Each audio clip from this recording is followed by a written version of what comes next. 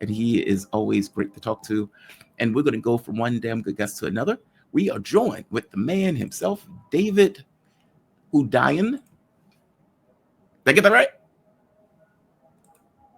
David, can you hear me? I can't hear you. You're muted. I think you're muted. Go back. Go back. You had it once before. One more time. Oh, now you're muted. I can't hear you. I can't hear you. Talk. Let's see. There we are. I heard something. Right. Okay. So There you are. it's There the you are. headset. There you are. Okay. Now I can hear you. David Hundeyin. Switch it. He is an investigative journalist, author, filmmaker, founder, West Africa Weekly, in and is 2023 James Curry Fellow at Cambridge University. David, thank you for joining me, man. There's noise in the background. There are prayers that are taking place right now. If they will Yeah. subside. Just give me a sec. Let me put the headset back in. Oh, okay.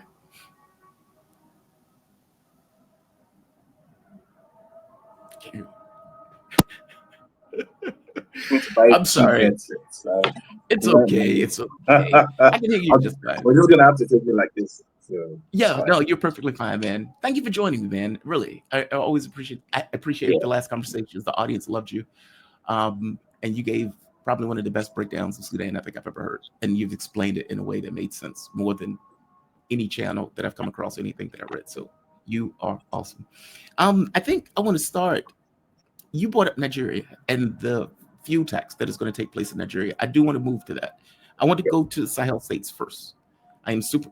There's something that after talking to Jerry was making this point about China and Russia well, he was talking about China specifically, but there are articles, especially coming out of the West, that are panicking, and I'll use the term panicking historically, over this idea of China and Russia's influence in Africa proper, but also specifically in the Sahel states. It seems that there's a partnership that has taken place between Russia and the alliance of Sahel states. Those states seem to have gotten closer in regards to their security, economic, etc. And the West is in a tizzy over that issue, even coming out with articles like the scramble for Africa, countering China and Russian propaganda in Africa. And I think David made a really good point of saying, when China goes to Africa, it builds a hospital. America goes and builds a military base and puts in troops. And, you don't really need propaganda if you're building a hospital on a road, as opposed to military, meaning one is self-evident. The other one is force and compulsion on some level in the way that it kind of behaves. So, I mean, at this point, I think you're giving the U.S. government way too much credit. Go for it. I wasn't giving them any, but okay. I'm going to be very clear and Please. Unapologetic what I'm going to say. I don't think the U.S. government. I think the U.S. government is a bad actor as far as Africa is concerned. So, when the usual stuff starts getting trusted, sorry to interrupt you. Just to be clear, we are a bad actor. I don't. Right. We are definitely a bad actor. But please continue. I'm sorry. I just want to make sure. Right. I wasn't trying to say we weren't. Yeah. No. I mean, it's just again because the very idea of the U.S. somehow being this rival, this counterbalance to Russia or China, I find the idea absurd because there's only if you're gonna look at the U.S., Russia, and China, there's only one country out of those three that's consistently been a bad actor on the African continent. There's only one. Yeah. Right. Your previous guest mentioned how there was a time when China had nothing, and even in the midst of the nothing that they had, they still did all they could to help out many of the countries that they considered to be kindred spirits. Many of those countries were in Africa, such as in Tanzania, the famous Tazara Railway, which was built, I think, in the 1970s, when China was not a wealthy country by any means. And that was, I think, China's first concrete attempt at foreign aid. And that was one of the most impactful interventions ever made on the continent. Those are the memories that we have of China, not even including the China of today, which is a lot more consequential and it's by far Africa's largest trading partner. Same goes for Russia.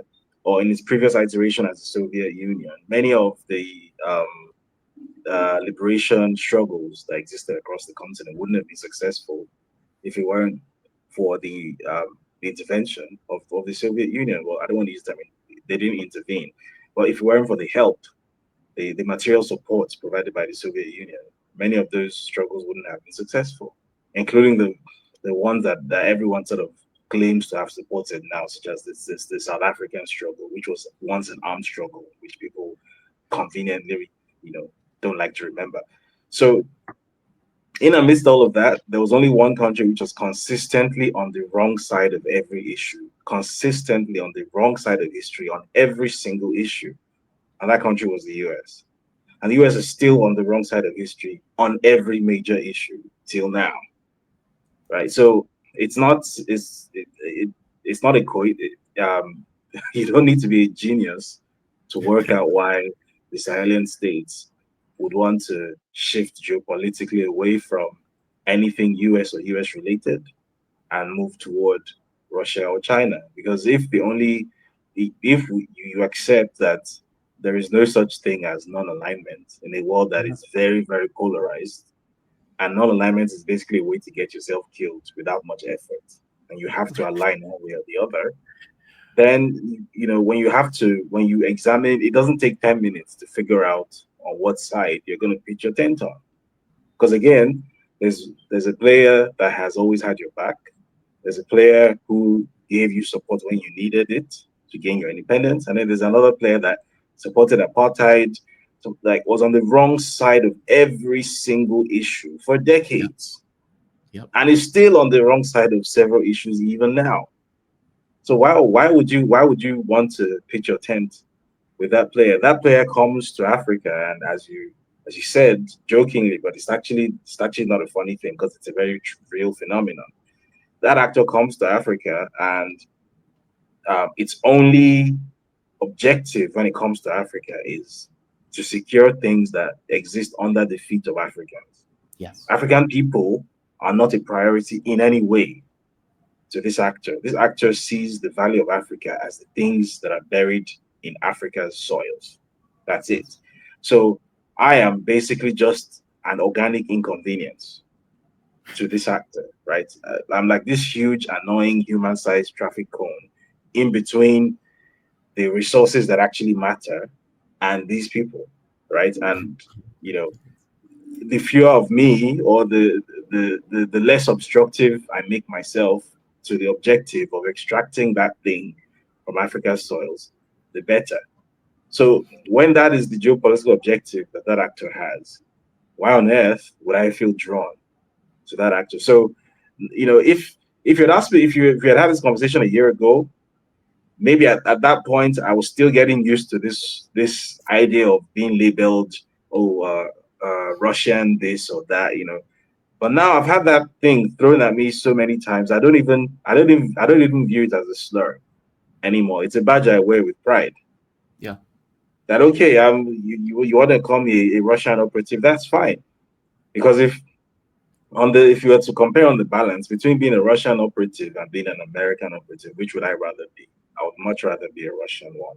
The Russians have been on the good side of history much more often than the Americans have. The Americans have a unique talent alongside their little unsinkable aircraft carrier in the Middle East, have this knack for constantly being on the wrong side of every issue and constantly inventing new ways to be on the wrong side of things that don't even exist yet. Yeah. Right. So, I mean, the less said about that, the better. Yeah, it's a talent. It's amazing, right? It's like a cat landing on his feet. It always finds the wrong things, like a clock, where it's going to always be on the wrong time. It's weird. And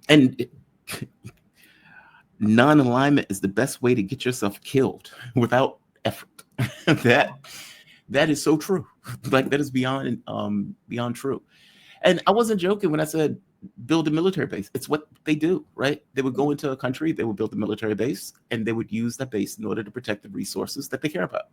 They don't care about roads and hospitals and all that stuff. Mm. And then we get shocked, like, oh my God, I can't believe China and Russia, like Africa is going to China and Russia. I can't believe they're doing that. It's like, like it's amazing to me, like this kind of cognitive dissonance in the way that Exactly. the U.S. looks at this stuff. Like, or like, are we going to be able to get all of these states to die at the behest or for the dignity of America? Europe will do it. Europe will do it in a heartbeat. And then they're mystified why the rest of the world is not willing to necessarily do that. Exactly. I I am very one of the things that has taken place in the Sahel states is they're creating a bank. They've nationalized the gold reserves that are in those particular countries, and they're using that to build roads, hospitals, bridges, etc. Effectively build infrastructure, energy production, working with Russia for the energy production, working with China on other items. Other countries in Africa haven't taken that step. I mean, when they pulled themselves out of ECOWAS, there was this fear that France was going to use other Africans to kill Africans, and that Mm. Nigeria would need, yeah, Nigeria or some of these Yeah. countries. I'm not going to say Nigeria because I may be wrong with Nigeria, but It the was other countries. Nigeria. Okay, good. My memory is correct. We're going to go along with it. Fortunately, they effectively backed off. Yeah. Where are the Sahel states with this now? I know they're doing the integration, and I know they're building the banks, and I know they're trying to use and process the gold and the minerals that they are under their feet, thankfully, um, to do that. Where are they now on issues of security and issues of, I guess you can say, financial expansion associated with that drive to do so? So it's a very interesting space that they're in now, because Mhm. they're not in the sort of existential emergency phase that they were in maybe a couple of years ago, where some of them had lost like half of their national territory. It's nowhere near that serious now. Okay. For the most part, they've regained the majority of the national territory. However, where it gets complicated, especially for a country like Mali, if you look at the map and see how expansive Mali is, um, policing Mali's borders is almost impossible. It's next to impossible. Mali is completely landlocked. It's surrounded on all sides. I believe it has five different borders, and it's, I believe, the largest country by land mass, by land area in Africa. So this is, and then I think the population of Mali is what? I'm just gonna quickly confirm this so that I don't Oh, put, yeah, you're perfectly fine. 24.5 million. Mhm. So that huge expanse of space, and it's a really underpopulated country for the amount of land mass that it has. So first of all, the sheer manpower that they have is simply not enough, which is why one of the things they're trying to do is I see. build an AES army.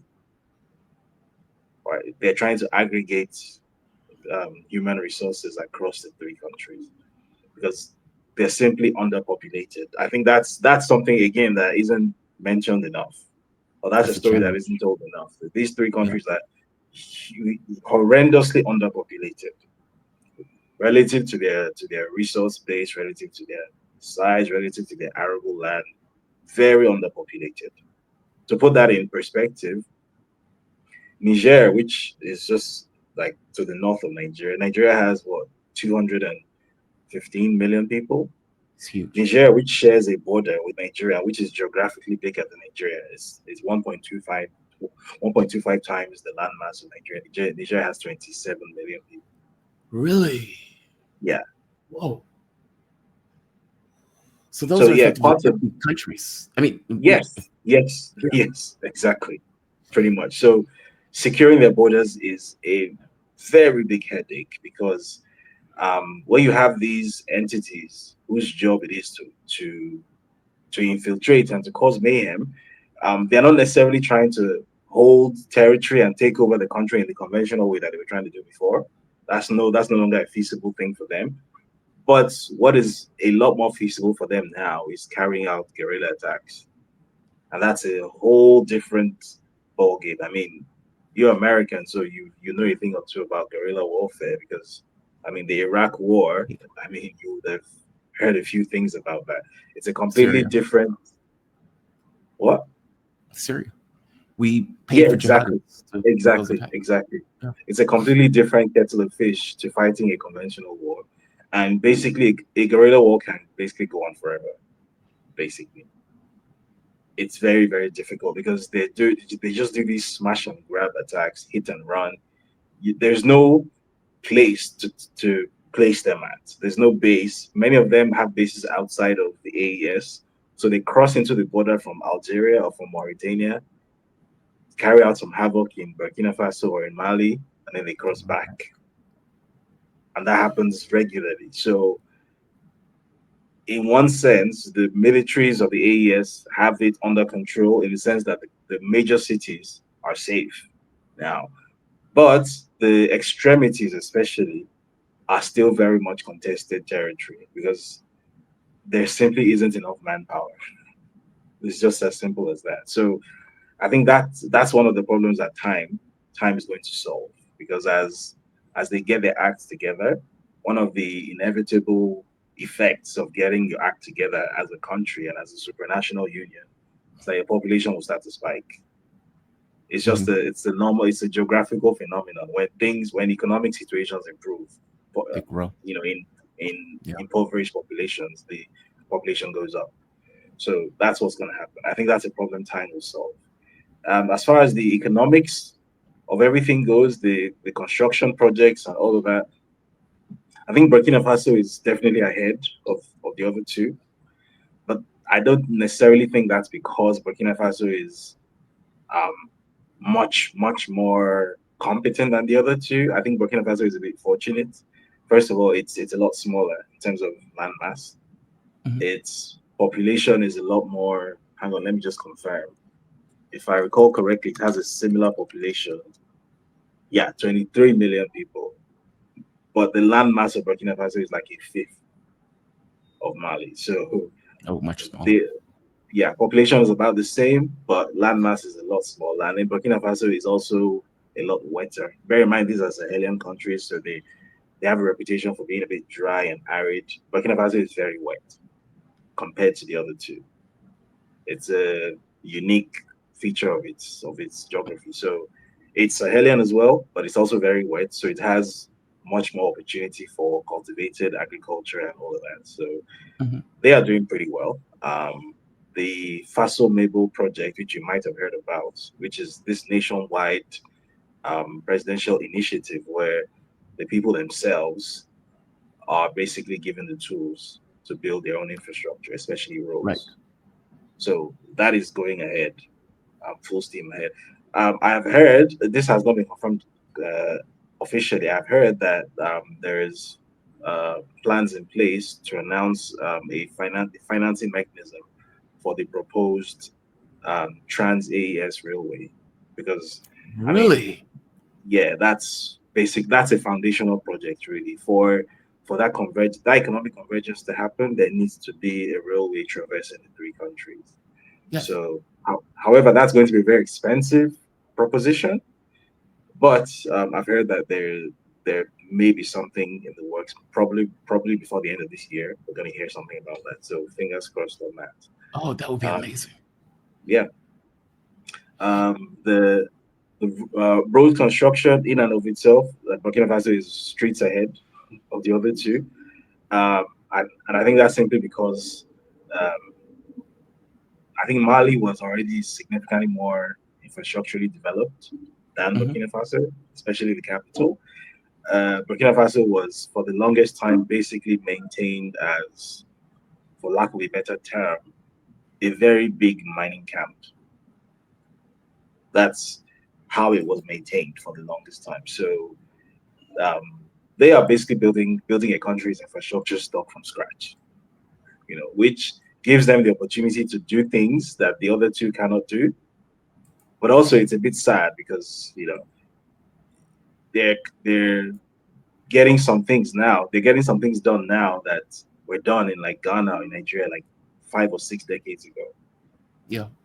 Like for example, having a national highway one that goes from your capital city to your economic capital city, and it's like a dualized thing. That's a basic thing. I mean, they had that already, but it was in severe disrepair. Parts of it were earth and all that. So they basically were at the thick of full reconstruction now. It's fully dualized. It's a really huge. construction sites, basically the entire country. It's quite fun to watch, Mhm. actually. There's a I positive in it, probably though. There is one yeah, I positive. probably The people can see it being built, oh yeah, meaning they can see oh a yeah, clear oh yeah. difference. Yeah. I was just I was just gonna say that when you go there, one thing you cannot help but notice is the sheer um is the energy that's in the air. Because I think one very silly narrative that I think I've seen some people try to sell is that, oh, there's this atmosphere of repression. These are military juntas. Everyone is afraid to speak out. And yada.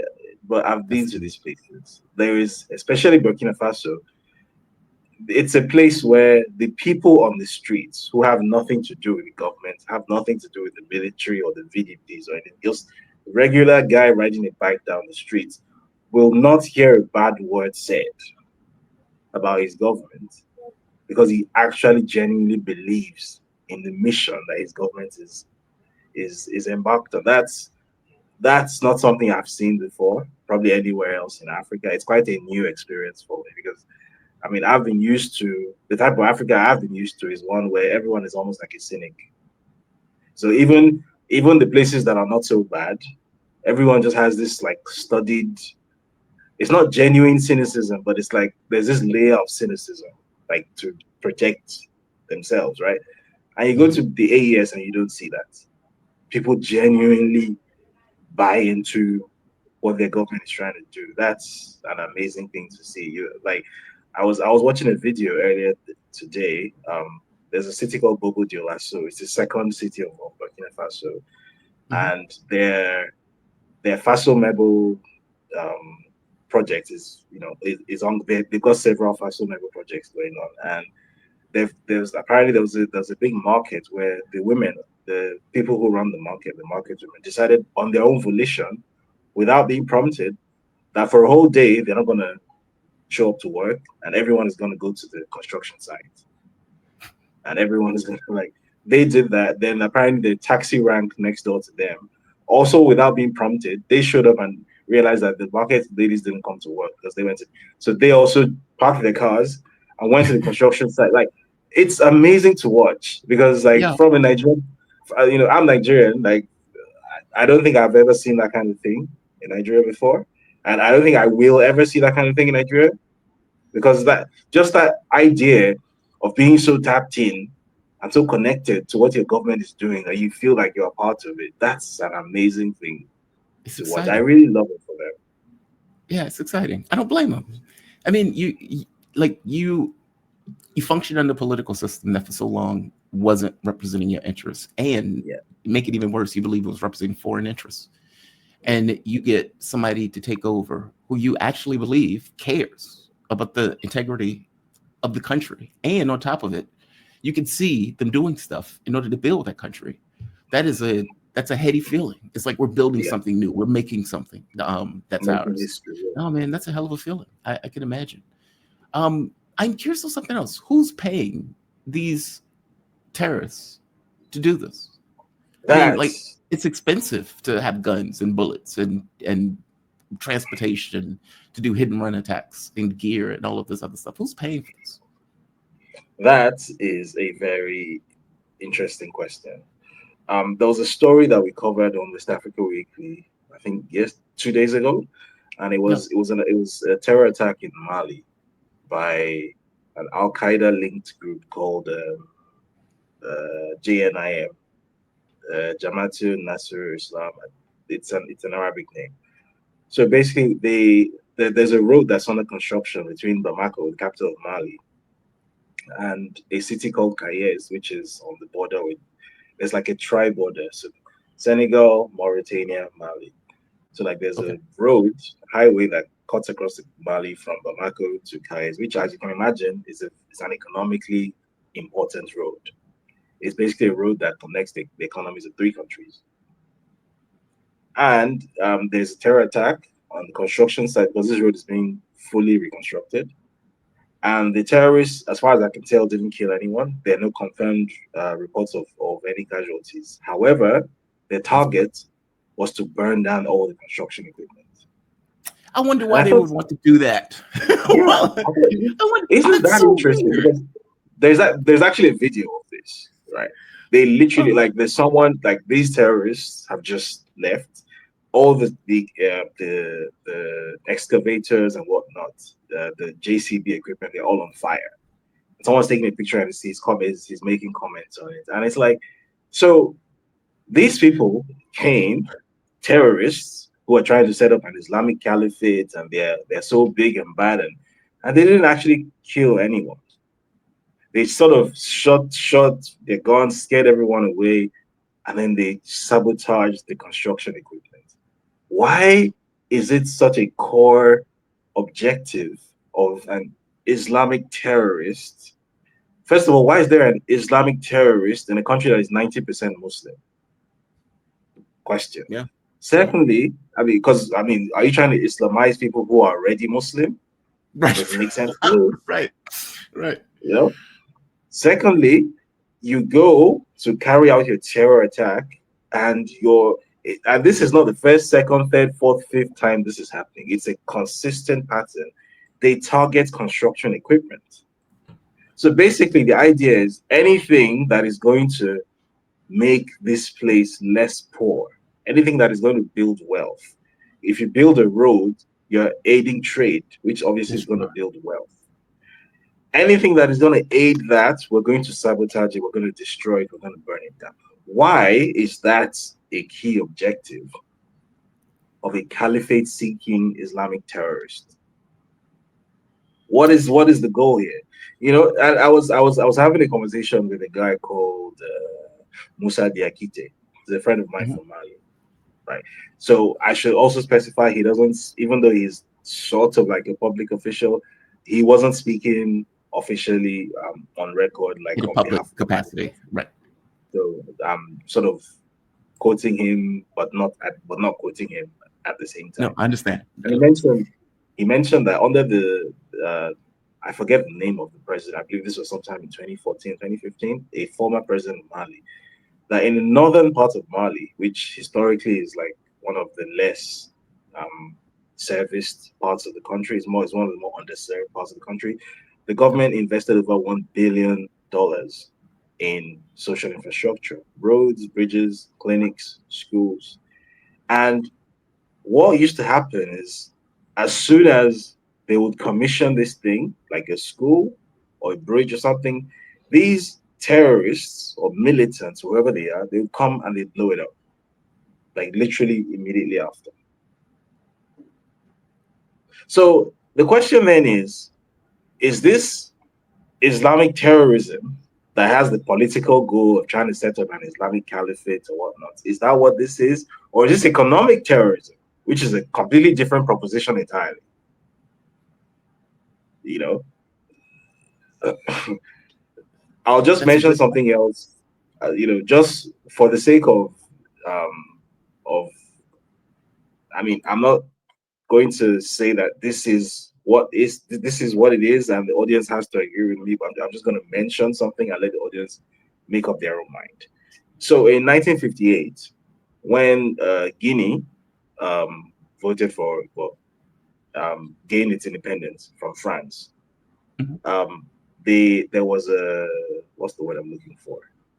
A plebiscite, a referendum that was held in Guinea to Yep. determine whether they would be part of the CFA franc or not. I'm sure you know what the CFA franc is. It's the basically the French colonial currency that 14 African countries still use.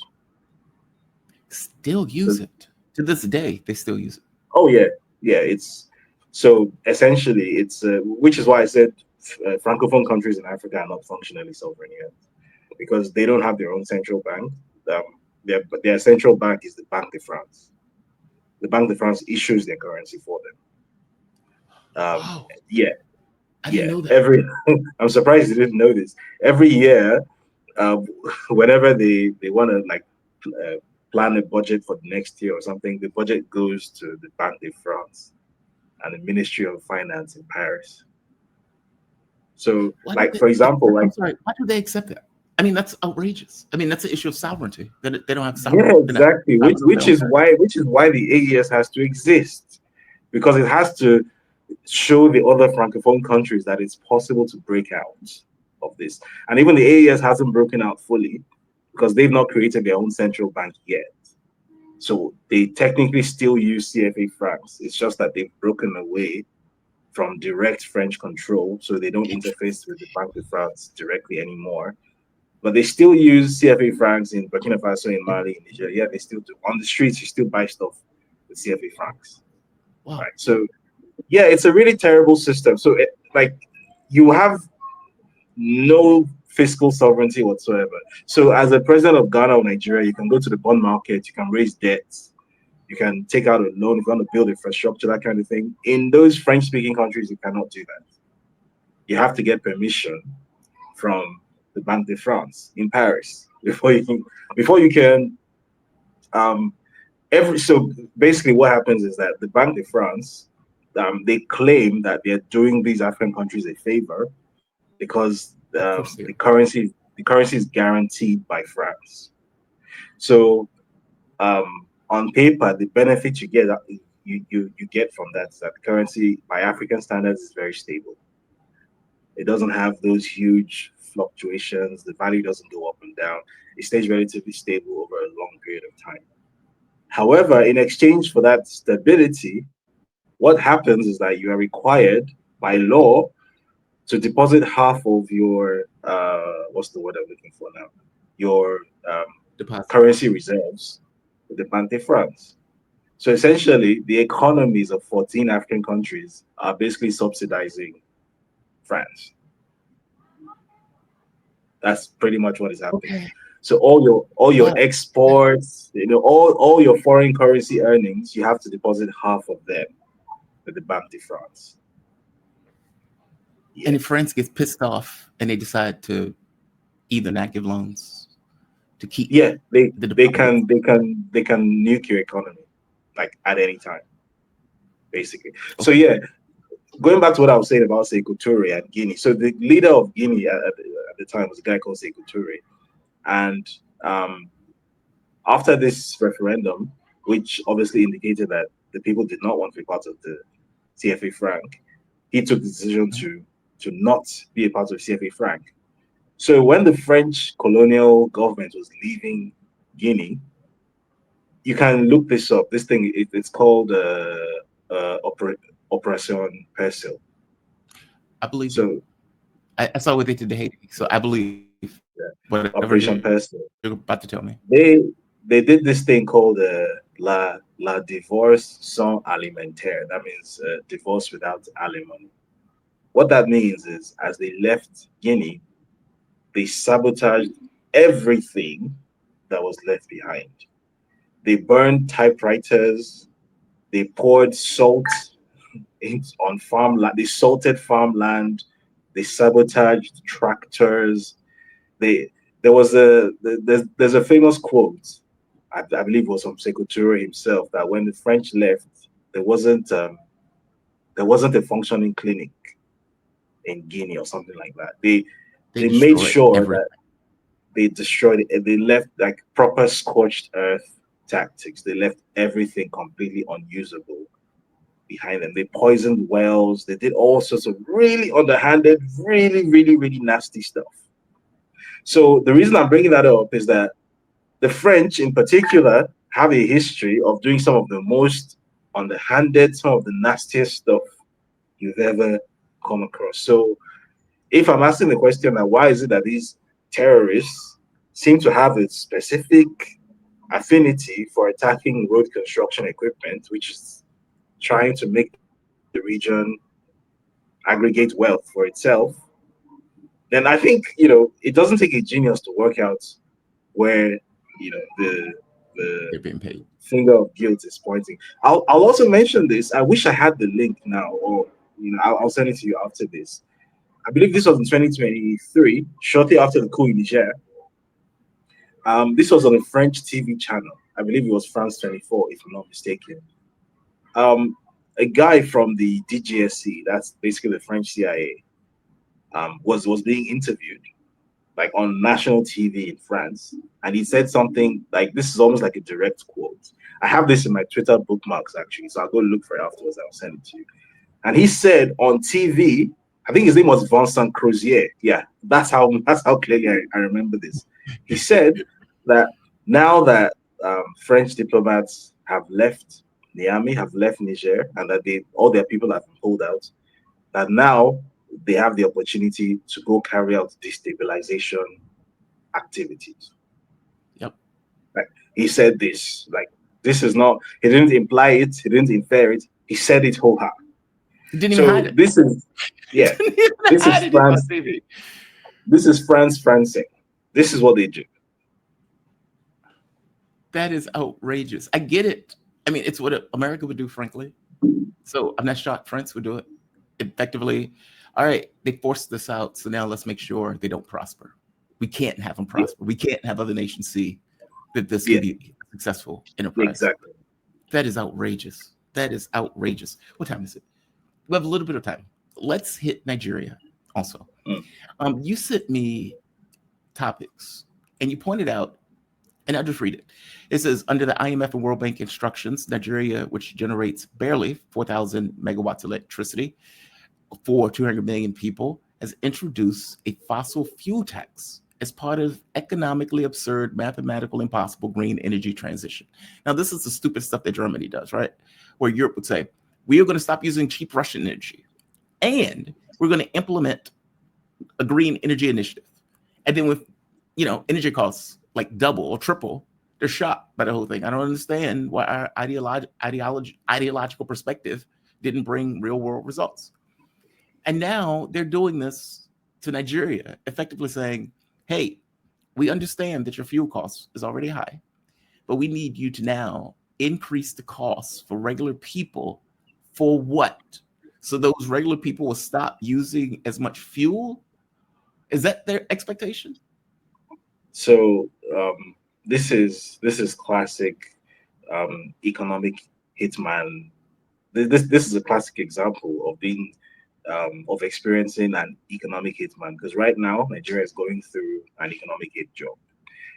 If you read the book, The I Confessions of did. an Economic Hitman, Yep. Nigeria right now is an ongoing case study, step by step. Everything that is written in the book is happening in the same sequence that it happens in the book, step by step. Please explain.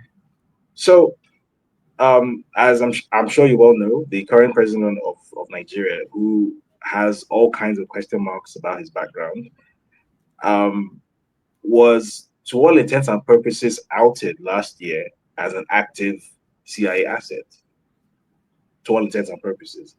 Yep. Um, for those who don't know, this guy basically he used to be a drug dealer in Chicago, um, and in 1993 he was actually I wouldn't say he was, because he wasn't in the country, but he was investigated and he was forced to forfeit $500,000. And it was written very clearly that this proceeds of heroin trafficking. Right, this guy was a drug dealer. It was quite a Wait, well-known he was thing. a drug dealer in Chicago and he became president of Nigeria? Oh yeah, Okay. I did a whole story, a whole documentary about it.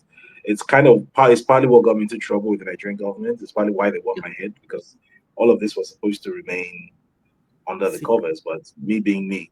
So, long story short, um, 1993 is forced to forfeit drug money to the U.S. government, but instead of basically, crawling into the forest somewhere and dying as just another drug dealer, somehow this guy becomes governor of Lagos, which is Nigeria's most powerful state.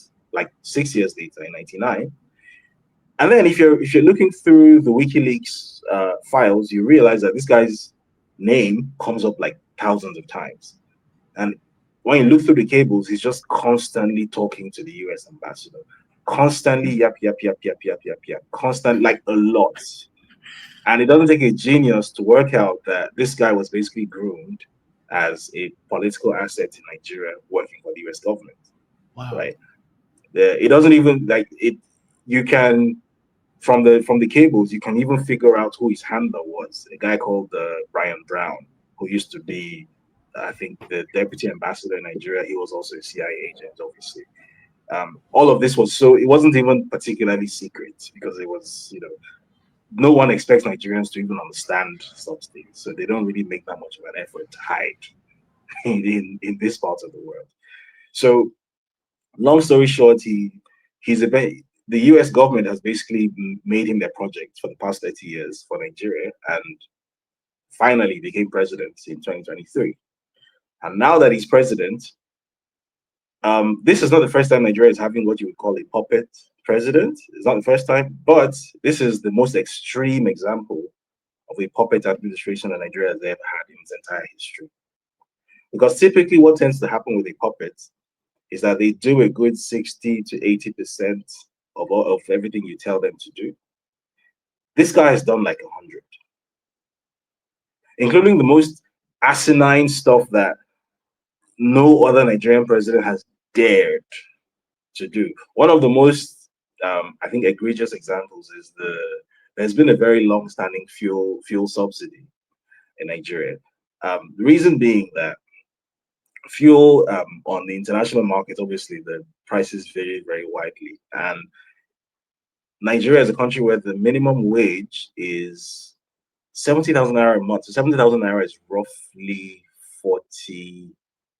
41 dollars, right? This is not a country that is populated by wealthy people, like at all. It's a very poor country. So people in that state cannot be expected to pay for fuel at international prices at the global going rate. It just doesn't work. Nigeria happens to be very rich in hydrocarbons. So this was something that I believe that started in the 80s. There was a government program that began in the 70s actually, that to cushion Nigerians from the effects of the international oil market, to basically keep the cost of living manageable. There's been a fuel subsidy for decades, since before I was born. This is the first president who has, like, other presidents have talked about it. Other presidents have made noises about removing the subsidy and yada yada. The IMF has advised us to remove, because IMF is constantly advising you to remove all subsidies. You know that. This is the first president who has actually dared to do it. And he didn't just do it, he did it on his first day in office. That was his commencement speech. Subsidy is gone. You can Google this. There's a whole, like, you'll find it on YouTube. He literally said, subsidy is gone. And from his first day in office, there was this almighty crisis because people started hoarding fuel. There was a huge nationwide fuel scarcity. It was just terrible. And it's not gotten better since then. So basically, this guy is the guy that, think of like the most, like, dyed in the wool, like Chicago school disaster capitalist you can think of. Like, think of like Ayn Rand, with the side of John Bolton. Like, think of that. Those are the kind of people that he apparently has in his ear, and every recommendation that has been made to him has passed. No other president has dared, for example, to try to legalize GMOs in Nigeria. It's a very politically touchy issue. He's the first one to attempt it. It's just, as long as it came from the Americans, go, go, go. It's going into law. It's going into law. It's going into law. There was so last month or 2 months ago, there were a series of proposed constitutional amendments. And one of the constitutional amendments, again, bear in mind, no one was consulted. This is a conversation nobody has had. There was no public consultation. We just saw the proposal for a constitutional amendment, which apparently states that Nigerian citizenship should be given to people who invest a certain amount, basically a citizenship by investment program. Now, typically, who offers citizenship by investment programs? Typically, it's like Caribbean islands, right? Places with low populations that need the money, right? Nigeria is a very high density, like 215 million people. We don't need more people. We're not recruiting people, right? So why would you create a citizenship by investment program? Bear in mind the context surrounding this. The context surrounding exactly. They want to, like, send people into the country. It's like, we'll pay you to send people into the country. Yeah, basically, Mr. American investor can waltz into Nigeria and become a Nigerian citizen by investing, was it $800,000 or something? And then maybe tomorrow he decides he's going to run in an election. And then maybe he doesn't, because obviously who wins in a Nigerian election is a thoroughly monetized affair. And maybe he has more money than God. And then maybe you don't even need a neo-colonial relationship with Washington anymore, because maybe Washington has one of their own directly superintending over you. That is outrageous. All sorts of crazy, outrageous, egregious things are either being sneaked or being attempted to be sneaked into law under this guy. And you can very clearly tell that these things are not of his own originality. I mean, he's not the sharpest tool in the box. The people around him are not the sharpest tacks in the box either. These things clearly didn't come out of them. These things came from somewhere else. And I think we know where that somewhere else is. This is outrageous. That is amazing. And last question, does Nigeria have a parliament? So does this meaning he can't just make law on his own, obviously? No, he can't. He can't. There are actually two houses of parliament. So it's like the US. There's a Senate and there's a House of Representatives. Okay. In practice, what happens is if you want to get a law passed, you just need to spend enough money. Because every single person sitting on those panels and sitting in those houses of assembly, every single one of them is viable. So if a sitting president wants a law to be passed badly enough, it will get passed. It might take some time, but it will get passed. David, that's outrageous. That is outrageous. That's our situation. I mean, I can't even, you know what? Maybe it's not outrageous. I mean, look at our presidencies, right? It's not like what the president or Congress is passing is directly related to what the public wants either. I mean, those things are completely distinct. It's not like, well, we have this brimming democracy where what the public wants is somehow espoused into the political space. That's not it at all. They're cutting SNAP benefits. They're cutting medical benefits. We have a horrible healthcare system. They're cutting like $5 trillion. So, yeah, I guess I get it. I mean, I guess we're on the same page on this one. Yeah. David, you are fantastic. Great breakdown on all of this. I swear, man. I have a few guests on Africa. Both of them are extraordinarily good. I thank you for those. I really do. And just for the audience, we know David. Where is it? There we are. David Hundeyin. He is an investigative journalist, author, filmmaker. I love you said, yeah, nobody was supposed to talk about this, but this is me. I love that. I love that, right? I'm doing my job, doing the news. Founder of West Africa Weekly and is the 2023 James Curry Fellow at Cambridge University. David, where can people find you, by the way, just so they can look up your channel? So if it's YouTube, you can literally just type youtube.com/Hundeyin. That's my surname. On Twitter, I'm at David Hundeyin. I've got I guess the website if you're interested, davidhundeyin.com. There's not much going on there, but yeah. Thank you for this. You be safe, okay? All right. Thank you for having me. It's okay, but I want them to know where they can find you. I mean, you do fantastic work, and your knowledge of the stuff seems to be bar none. Thank you for the breakdowns. Be safe. Yeah. Have a good one. All right. David is really good. David is really